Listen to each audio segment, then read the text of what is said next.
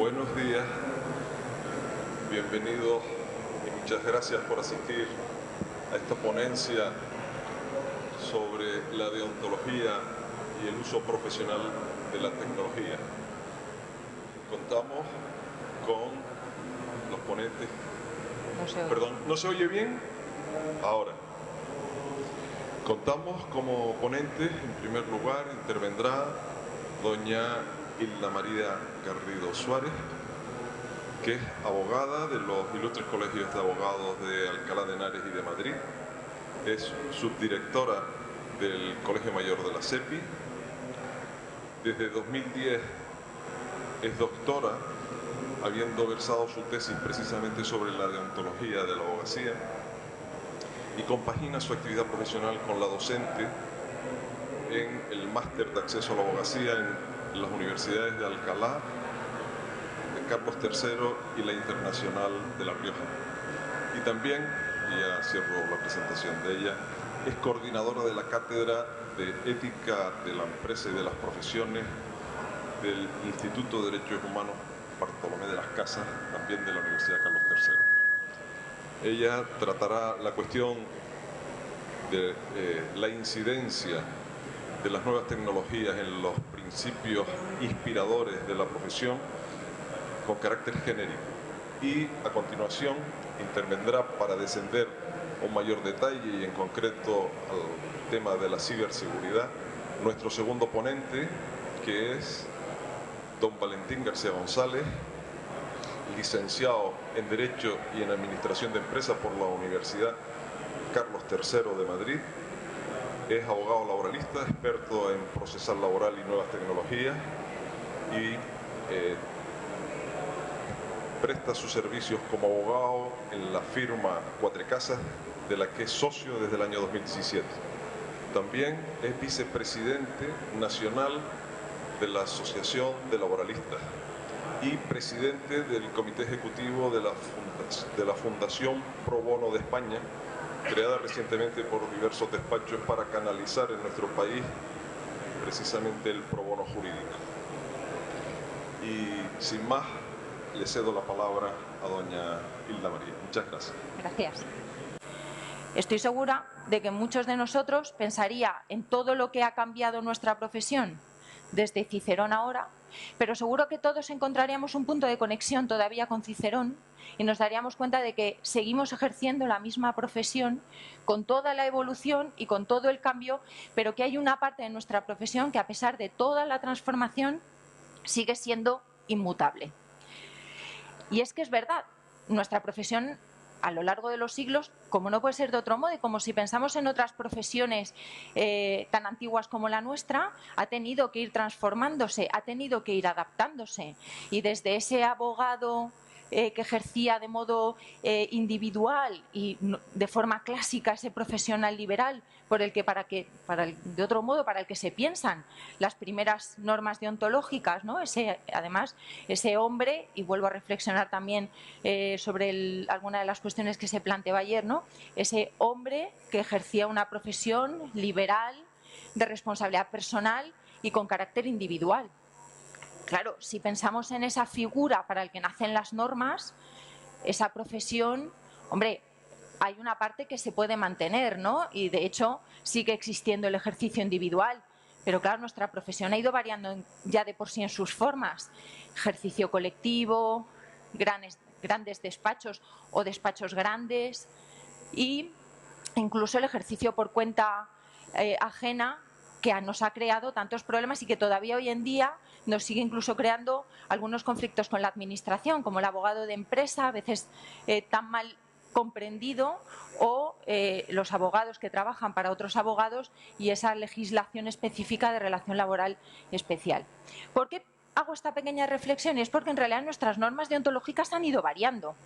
Aunque nuestras primeras normas sí que están pensadas para ese profesional, es verdad que se han ido adaptando a lo largo de los años y sobre todo en las últimas veces, y yo pongo ahí 3 ejemplos, no son los únicos, pero hemos pasado desde una prohibición absoluta de la quota litis a que se permita la quota litis. Hemos pasado de una prohibición absoluta de la publicidad a que se nos permite o se admite que los profesionales del derecho, como cualquier otro profesional, tenemos derecho a publicitarnos simplemente manteniendo unos límites.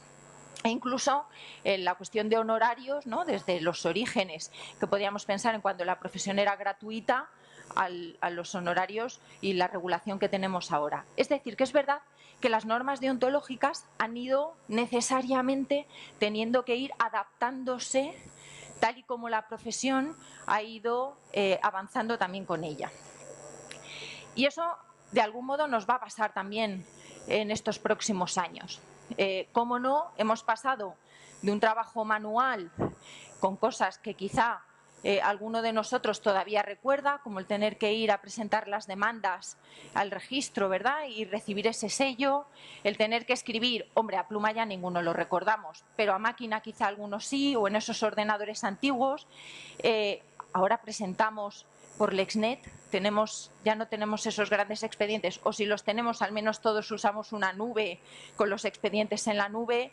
Utilizamos muchos de nosotros ordenadores, portátiles, tablets. Muchas veces ya no vamos a los juicios con los códigos, sino que los llevamos en los móviles, los llevamos en las tablets. Es decir, que la profesión efectivamente ha ido incorporando en su trabajo, de algún modo, nuevas tecnologías. A veces con mayor dificultad, a veces con menor dificultad. Se habló mucho en su día de Lexnet, de SIGA, pero no dejan de ser herramientas o aplicaciones que se incorporan a nuestra forma de trabajar. ¿Implica eso que verdaderamente va a afectar a nuestra deontología? Cuando comenté a algunos compañeros que venía aquí a hablar de deontología y nuevas tecnologías, me decía, pero Hilda, ¿eso va a tener algo que ver? ¿Es que en algún momento las nuevas tecnologías van a chocar con la deontología? Probablemente. Probablemente, porque una cosa es utilizar o cambiar una máquina de escribir por un ordenador portátil y otra cosa es, por ejemplo, cambiar la forma de relacionarnos con el cliente o de captar los clientes. Hemos pasado de poner un cartel, una placa en el despacho, a hacer anuncios, a entrar en apps de abogados para que se nos publicite y poder captar clientes. ¿Quién sabe si vamos a cambiar nuestros sistemas o nuestras reflexiones a la hora de asumir nuevos clientes, incluso con programas que predicen cuál es el rendimiento económico que vamos a tener en un caso, cuál es el rendimiento o las posibilidades de ganar ese caso o no, y que en función de eso podamos tener nuestra toma de decisiones? Incluso, quién sabe si en algún caso determinados sistemas de inteligencia artificial van a terminar tomando una parte de las decisiones tan personales que tenemos nosotros y las van a tomar programas informáticos. ¿Eso tendrá relevancia deontológica? Estoy convencida de que sí. ¿Significa esto que la deontología debe estar, permitidme la expresión, al servicio de esa evolución? Bueno, pues ahí es donde yo pongo más reparos. Hasta aquí me había centrado en la abogacía como transformación o como profesión que constantemente se está transformando, pero hay una parte de la profesión que necesariamente tiene que quedar inmutable. Es que si no, para mí, si no, nos convertiremos en otra cosa. Hay una parte de nosotros, y por eso hacía el ejercicio de Cicerón, que decimos, es que han pasado tantos siglos, nosotros ahora ejercemos de otro modo, sí, pero no somos otra profesión.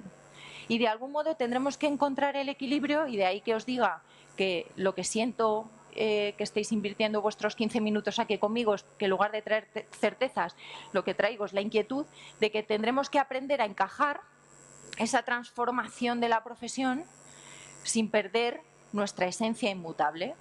Y aquí retomo la parte que señalaba ayer nuestra presidenta cuando hablaba de que la deontología es la esencia de nuestra profesión. Claro, lo primero que tenemos que recordar, tanto el estatuto en vigor como ese nuevo estatuto que tiene ya 6 años y que todavía no está en vigor, es lo que resalta de nuestra profesión. No es que nosotros nos consideremos una profesión importante, es que somos una profesión importante para la sociedad. No porque seamos muy antigua, sino porque, como nos recuerda el estatuto, lo que hacemos es proteger los derechos y las libertades de las personas.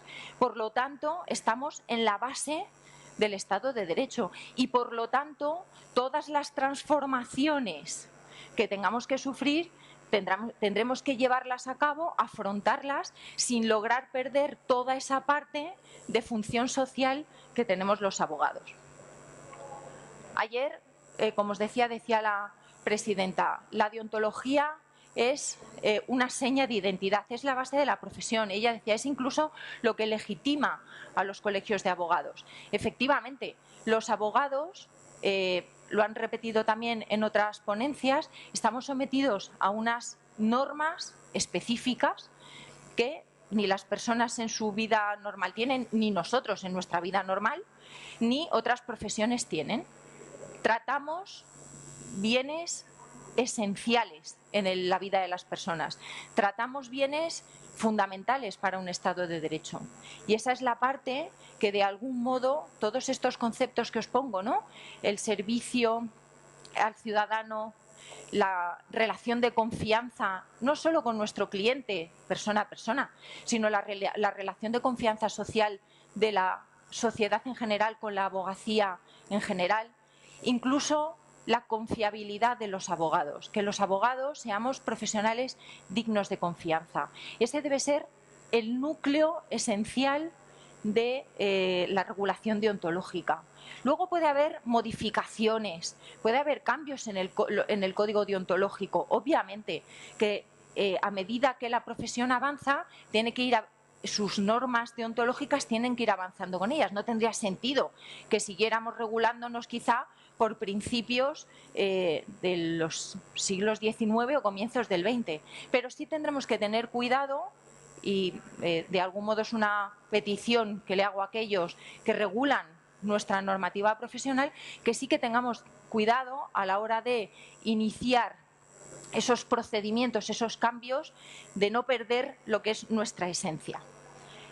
El código deontológico que se presentó ayer, si no me equivoco, ya tiene un artículo. Es decir, lo primero es, nuestros legisladores, nuestros reguladores normativos han tenido en cuenta que efectivamente vamos, o estamos, porque parece que hablamos en futuro y muchos de los expertos nos dicen que deberíamos hablar en presente, estamos ya en una era tecnológica y, por lo tanto, nuestro código deontológico de algún modo lo expresa.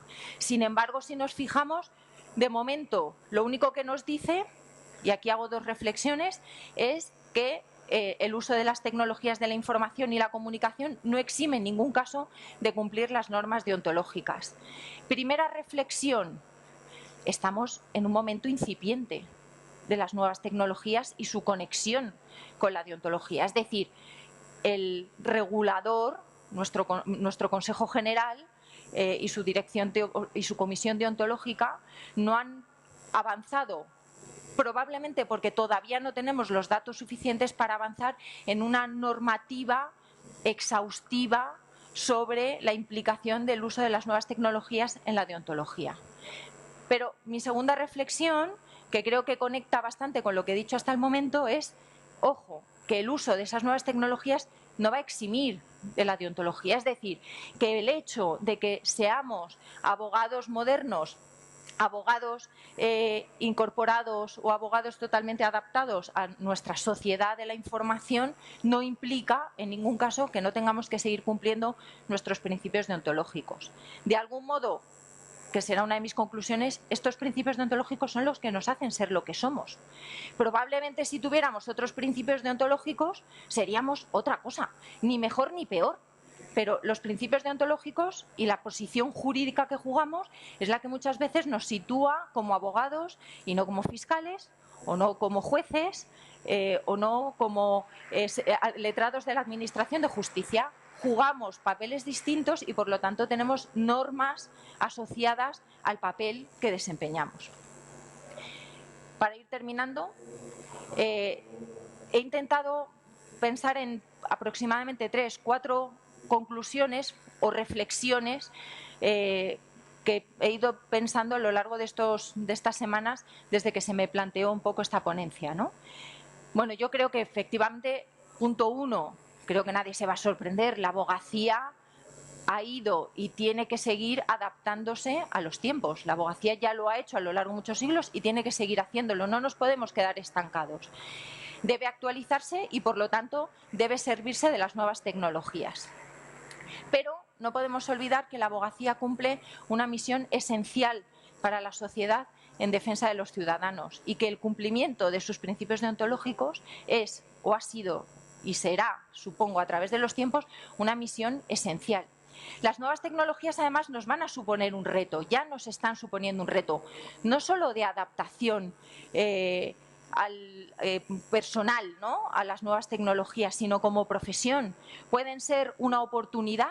Y efectivamente en algunos casos, lo estoy viendo desde el prisma deontológico, en algunos casos pueden ser una oportunidad, en algunos casos pueden reforzar incluso determinados procedimientos o la comprobación de algunos cumplimientos. Comentando la ponencia con mi componente, con Valentín, él mismo me decía, bueno, en algunos casos incluso puede ser positivo, porque con el uso de las nuevas tecnologías va quedando rastro de la actuación profesional y, por lo tanto, tanto a la hora de defendernos de una queja como al revés, la posibilidad de perseguir un incumplimiento va a ser mucho más fácil gracias a las nuevas tecnologías.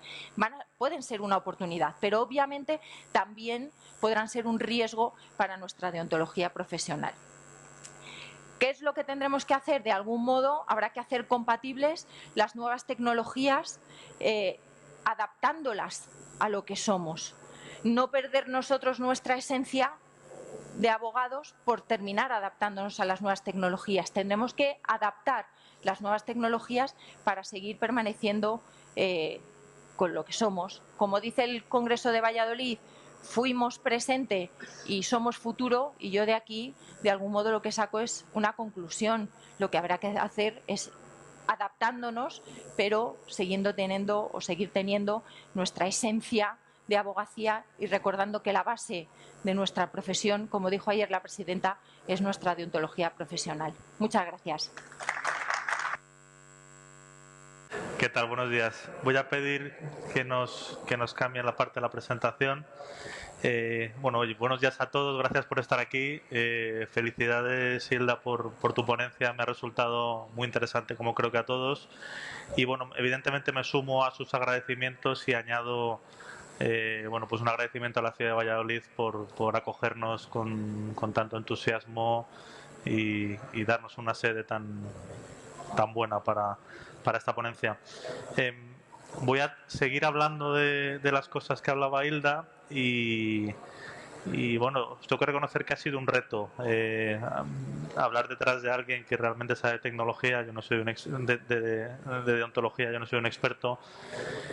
He intentado hacer una reflexión desde mi punto de vista de qué tecnologías están impactando en el día a día del mundo, de nuestros clientes, y si esas tecnologías realmente nos impactan también en nuestro día a día como abogados. Creo que todos conocéis pues que la tecnología de la nube, los riesgos de la ciberseguridad, Internet of Things, en la medida de diversos dispositivos de toda índole, que además con la confluencia con el Big Data y con las redes de comunicación 5G que permiten la propia comunicación entre máquinas, pues hacen que cada vez exista una vida independiente, tecnológica, en paralelo y con una intervención humana cada vez más pequeña.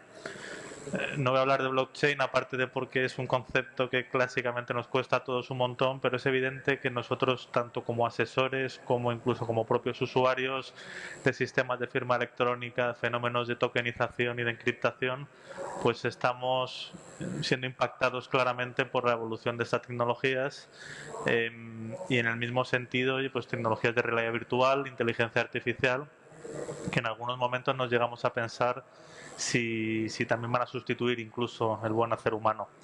Y como referencia para mí la más relevante, evidentemente, pues la captación de Big Data, datos, manejo de datos, data mining, generación de modelos predictivos. ¿Impactan todas estas tecnologías a los abogados? Pues pongo aquí, ¿cambia la foto? Creo que no. Evidentemente podemos ver que hay algunas que claramente son más efectivas o más relevantes para nosotros, y destacaría, como decía, Big Data y ese miedo que tenemos todos de que, oye, al final en el trabajo del abogado hay muchas cosas que son trabajos básicos, rutinarios. ¿Esto va a poder ser sustituido por una máquina? Bueno, pues todos tenemos la duda. Parece que algunos que conocéis, pues ya hay herramientas en el mercado de tipo predictivo, que para el tedioso trabajo que en muchos casos supone hacer auditorías legales y tal, pues hay tecnología ya que ese trabajo te lo hace. Te saca una foto con un nivel de fiabilidad en algunos casos superior al fenómeno o al comparable en humanos que en más tiempo está haciendo el mismo trabajo. Sin duda es un reto a todos los niveles, deontológico, humano. Es un reto para los abogados y es un reto para nosotros como sociedad, ir definiendo un poco cuál va a ser nuestro espacio en este nuevo escenario. No sé si conocéis esto, seguro que lo habréis ido viendo pues en redes sociales, en LinkedIn. Esta gente, Lori Lewis y no sé quiénes son, pero yo creo que desde el año 2014 van haciendo comparativas de este tipo, de qué pasa en el mundo en un minuto. A mí me gusta verlo porque, oye, pues aparte de intentar ver por dónde van nuestros clientes y ver dónde tenemos que ir diseñando nuestras estrategias comerciales, en temas deontológicos, evidentemente, lo que nos apunta es que tenemos un mundo que está absolutamente interconectado y que cada vez la vida en la red es mucho más relevante. Destacar, bueno, más allá de los contactos en redes sociales de ligoteo y tal, que siempre son curiosos, pues destacar sobre todo la cantidad de fenómenos de intercambio comercial que tenemos en un minuto. $1 millón se gastan en compras cada segundo en la red, asesoramiento, comunicaciones de todo tipo, con contenidos de todo tipo, datos de todo tipo, volumen de aplicaciones descargadas, un 85% de ellas gratuitas, además con pues como sabéis en estas aplicaciones, que cuando son gratuitas el producto no es la aplicación, sino que eres tú como usuario de dicha aplicación. Este es el mundo que tenemos. ¿A dónde nos lleva? A algo que conoceréis todos, que es en un escenario en el que el cambio político, organizacional y legal siempre va por debajo o por detrás del cambio social. En este momento lo que nos estamos es enfrentando a un cambio tecnológico con una exponencialidad incontrolada. Y por lo tanto, bueno, pues salvo que nuestro regulador acelere, o nosotros como colegios de abogados, como profesionales, pues aceleremos el control de la tecnología, corremos el riesgo de que tengamos este fenómeno de fractura de la sociedad en la medida en que la tecnología nos va a dominar a nosotros. Y no estoy pensando en una situación tan exagerada como aquellas películas de Terminator de hace ya bastantes años. Será un fenómeno probablemente mucho más difuso, con una capilaridad mucho más fina y probablemente del que seamos mucho menos conscientes. Y evidentemente pues ya sabéis que pues los estudiosos de estas materias lo que están hablando es que el desarrollo tecnológico está incrementando la brecha de desigualdad entre países, entre ciudadanos, y por lo tanto, bueno, pues más conflicto y teóricamente pues oye, más espacio para nosotros.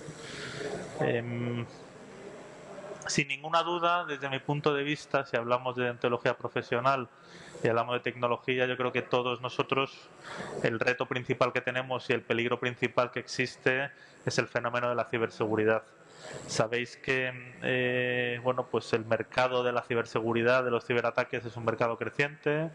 Ninguno estamos realmente protegidos de ello, y leemos prácticamente todas las semanas pues la existencia de ataques cibernéticos que realmente tienen un impacto brutal en el desarrollo del negocio de despachos de abogados, de gobiernos, de agencias estatales y de empresas muy potentes.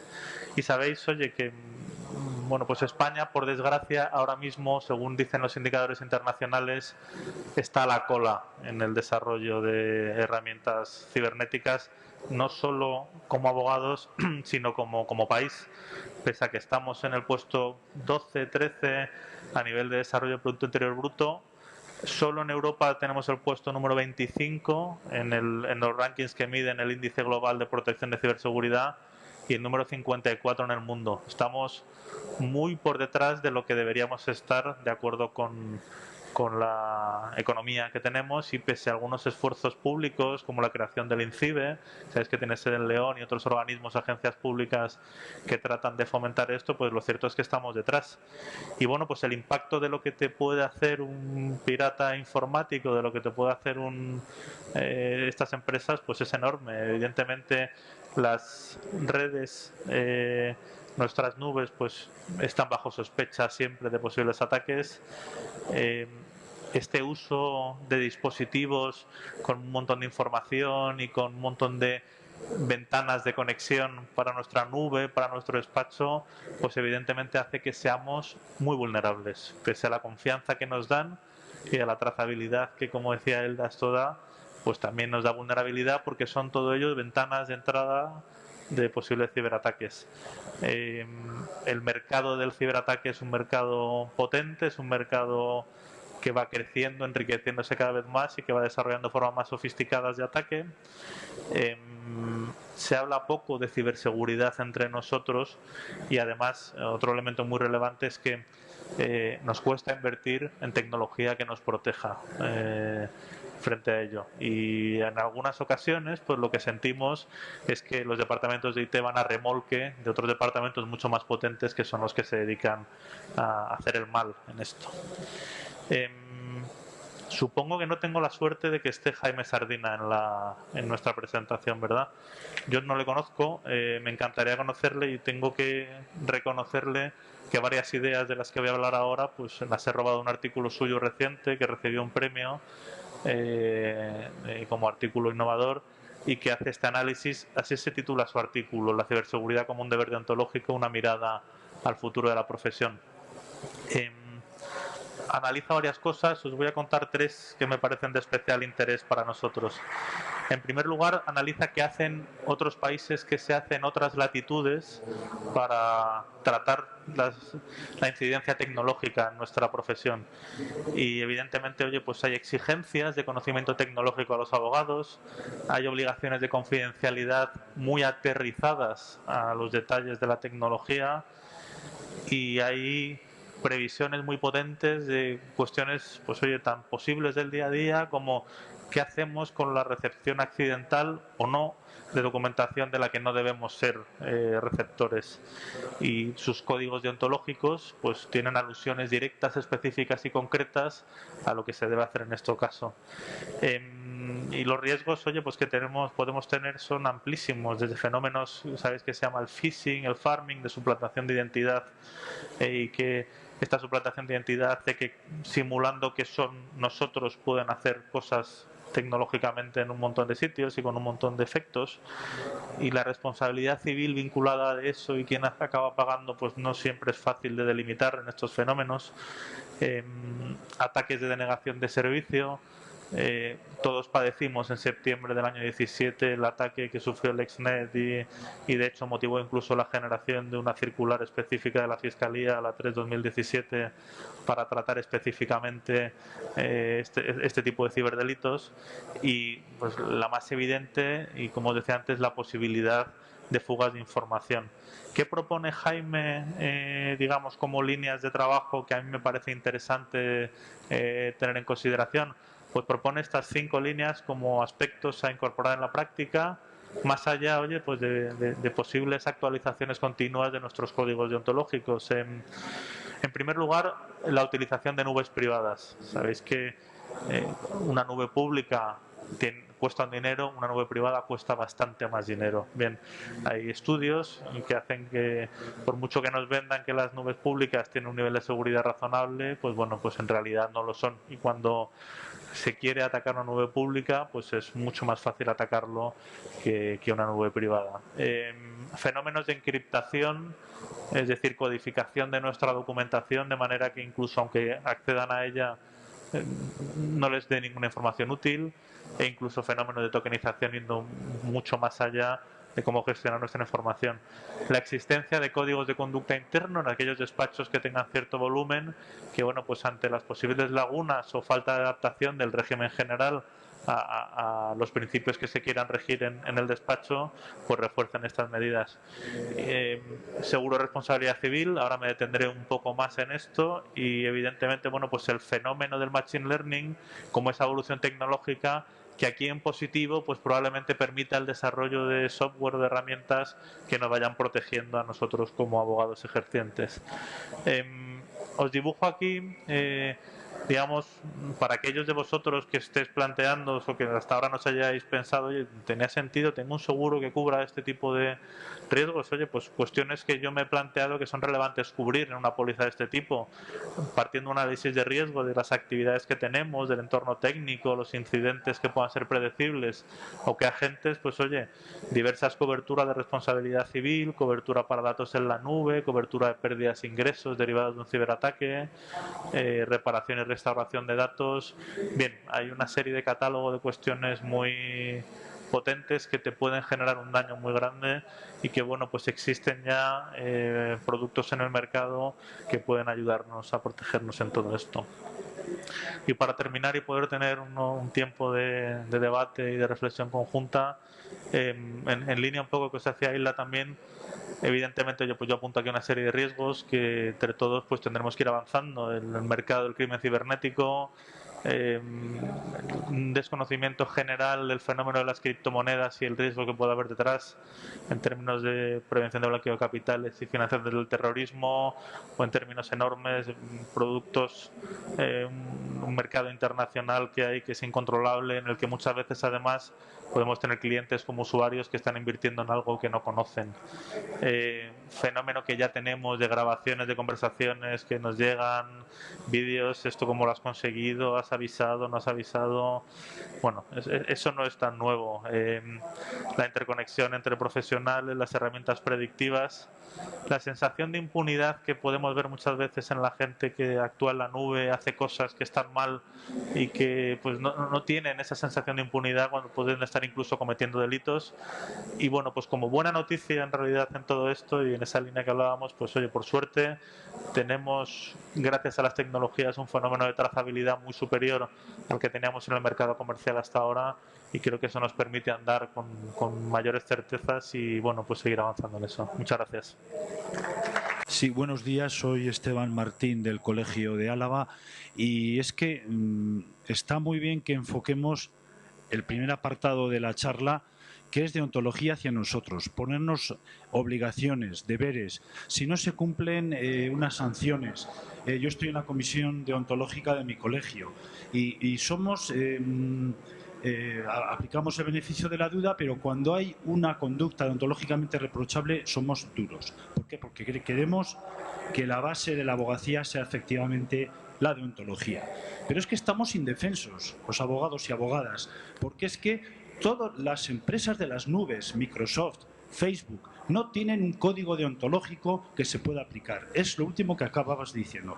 Hay una sensación de que son impunes los que nos pueden de alguna forma causar un peligro en el ejercicio de nuestra profesión, sobre todo por los instrumentos que estamos utilizando, comunicándonos con compañeros, con el juzgado, con todos, y es que estos no tienen, estas empresas que son grandes, son monstruos, no tienen un código deontológico y no tienen una autorregulación como nosotros y no tienen comisiones que se... No, es que no tienen, no pasa nada. De vez en cuando una gran multa a Zuckerberg, tal, pero es que al final siguen haciendo lo mismo. Es decir, propongo que el Consejo de la Abogacía de alguna forma propugne, igual quizás a nivel internacional, que estas grandes empresas tengan también un código deontológico. Bien, hay de buenas prácticas, tal, destinan también en pro bono unas cantidades, fenomenal, fenomenal, muy bien. Pero es que nosotros cumplimos más la deontología en lo que yo estoy viendo, los abogados y abogadas, que estas grandes empresas, y cada vez dependemos más de ellas. Antes, el albañil que nos iba a hacer una obra en el despacho, bien, dependíamos de ese gremio, pero es que lo veías, incluso tenías las armas de la excepción de no cumplimiento por el no rite adiplendi contractus, es decir, no te pago porque no me has... Pero es que con estas grandes empresas no podemos, hay que pagarles. Cuando es gratuito, por supuesto, estás vendido, porque tú eres el producto, tú eres, te van a manejar la información, saben de ti mucho más de lo que tú crees, pero propongo que el código ontológico y las prácticas que nosotros tenemos y instituciones dentro de los colegios y consejo para sancionar y para examinar conductas, lo tengan también estas empresas y que desde la abogacía luchemos para que esto sea posible. No sé, vamos, no es ninguna pregunta a ninguno de vosotros, pero si se os ocurre alguna idea, porque sois más expertos en ello que nosotros, que al menos que el que está hablando, el día de mañana podamos decir, hay una deontología, hay un código deontológico como el que entró en vigor hace 2 días para estas empresas, porque veo que no va a ser así. Muchas gracias a los dos. Yo, a ver, lo que se me ocurre añadir, que oye, me parece muy interesante tu reflexión, es lo que yo conozco es que hay iniciativas de esto que se llama soft law, digamos, intentemos igualar que los estándares de mercado, aunque no exista ninguna normativa jurídica específica, pues haya políticas de este tipo y evidentemente yo creo que son estrictamente necesarias. Nosotros en algún caso hemos también profundizado y es que incluso deberían existir códigos deontológicos o códigos de conducta para los programadores, porque es que ahora mismo estamos cada vez más en manos de sistemas con una capacidad de inteligencia artificial o incluso de aprendizaje de la máquina, asimilación profunda de todos estos datos, y se nos escapa el control. Entonces, o dotamos a estas empresas o a la gente que trabaje en este diseño de digamos, el código informático, la programación informática que hay detrás, porque el problema es que no hay actos positivos de decir vamos a mirar a este señor y no, sino que al final montas una estructura que es una estructura que prácticamente funciona de forma independiente. Yo estoy de acuerdo, no estoy muy seguro si la vía es códigos deontológicos, si la vía es soft law o si realmente hay que promover iniciativas legislativas potentes. Parece que desde Europa se va un poco en esa línea y esto es lo que está detrás de muchas de las obligaciones del Reglamento Europeo de Datos que tanto nos cuesta cumplir, pero bueno, detrás de eso mi sensación o mi análisis es que lo que hay es una voluntad de intentar poner coto a estas empresas. Hola, buenos días, soy Sergio Aramburu, secretario técnico del Consejo de Abogacía Galega, que es el Consejo Autonómico de Galicia. Y un poco en contestación a lo que el compañero de Álava acaba de decir, a mí la alternativa que se me ocurre es ir al software libre, que ese sí que se basa en principios éticos. Y cada uno de los programas que acabas de decir y de los sistemas que acabas de enumerar tiene una respuesta en software libre. Tenemos redes privadas, pero que pueden ser de software libre, como por ejemplo ELF, que es la que utilizamos en el Consejo. Tenemos sistemas de almacenamiento de archivos que no pertenecen a empresas, que no es código privativo, sino que es código libre, que está en nuestro propio servidor, que nosotros instalamos, que es gratuito además, que nosotros damos las licencias, que nosotros tenemos nuestro propio código ético y que nosotros, aparte que está toda la información encriptada, etcétera, etcétera, que evita todos esos problemas. Y podría así seguir y seguir. Yo no soy un experto en software libre, lo que sí tengo claro es que si podemos escapar del software privativo, lo vamos a hacer. El problema es que aquí, toda la oferta que hay aquí, lógicamente, son empresas privadas que se basan en Windows, básicamente, y lógicamente, pues a lo mejor es un poco imprudente hablar de estas cosas, ¿no? Pero lo que sí quiero decir es que en la licencia GNU, por ejemplo, todo el tema del software libre es, para mí, la alternativa a esa falta de regulación que muy acertadamente estáis comentando. Nada más que eso. Gracias. A mí me gustaría, en ese caso, hacerle una pregunta a cada uno de los ponentes.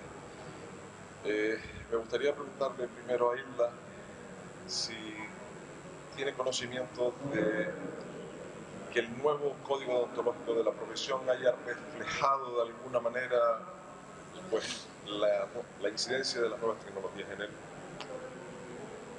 Y posteriormente me gustaría preguntarle a Valentín si tiene noticia de que se haya producido algún ciberataque a un despacho de abogados. Muchas gracias. Bueno, pues en respuesta a la pregunta, yo no he formado parte de la comisión, con lo cual el espíritu del legislador quizá no pueda conocerlo, pero sí que, por ejemplo, ha habido alguna modificación en el código que no sé si se ha hecho por ese motivo, pero sí que en el fondo puede aplicarse o va a facilitar alguna relación. Y estoy pensando, por ejemplo, en los pagos por captación de clientela. Los pagos por captación de clientela, sabéis que hasta ahora era una de esas prohibiciones absolutas que manteníamos en la abogacía. Teníamos absolutamente prohibido hacer ningún tipo de pago ni a un cliente, ni a un tercero, ni a un ex cliente, o sea, absolutamente prohibido. Y en el código que entró en vigor hace un par de días y que se presentó ayer, pues si os habéis fijado, se ha añadido una coletilla que dice, bueno, no me la sé de memoria, pero algo así como, excepto con la autorización o con el consentimiento del cliente, ¿no? Obviamente no va a ser por eso digo, no es el espíritu del legislador.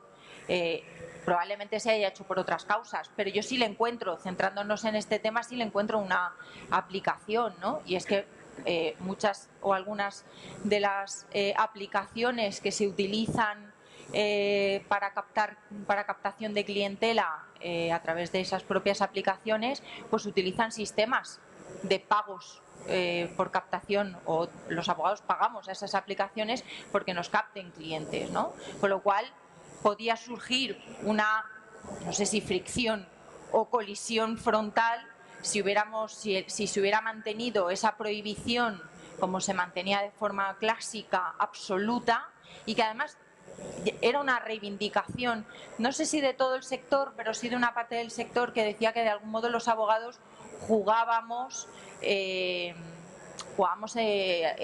detrimento, un poco lo que apuntaba antes Esteban, ¿no? Que a veces jugamos en desigualdad de condiciones. Él se refería a otra cosa, pero algunos compañeros decían, es que nosotros en materia de captación de clientes, en el campo en el que hoy nos movemos, en realidad no nos movemos con las mismas normas, porque nosotros tenemos unas prohibiciones que otros profesionales no tienen y que por lo tanto utilizan esa ventaja competitiva, si me permitís, ¿no? Bueno, pues poniendo ese consentimiento del cliente, por un lado, o a nivel general, se nos permite o se rebaja esa desventaja competitiva, manteniendo, yo creo, esa parte de transparencia hacia el cliente, que de algún modo es el objetivo de la prohibición del pago por captación de clientela, y sí que tiene una aplicación, yo creo, práctica en cuanto a nuevas tecnologías.